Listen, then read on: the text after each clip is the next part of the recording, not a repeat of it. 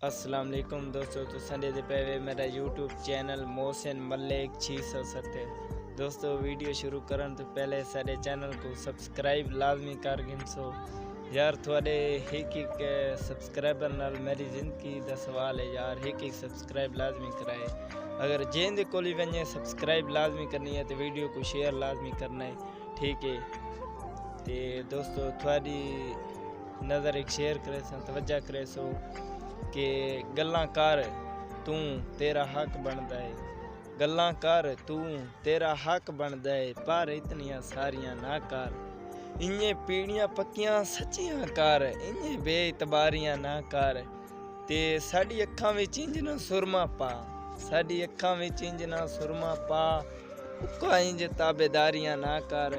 ते फनकारां नाल ते कम अज कम मेरा चन फनकारियां ना कर, ठीक है। दोस्तों अगर शेयर अच्छा लगा हो कमेंट लाजमी जवाब देना है, ठीक है।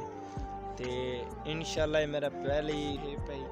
तो दोस्तों अगर वीडियो अच्छी लगी हो तो कमेंट लाजमी दसना है। तो इंशाल्लाह मिलते हैं नेक्स्ट वीडियो।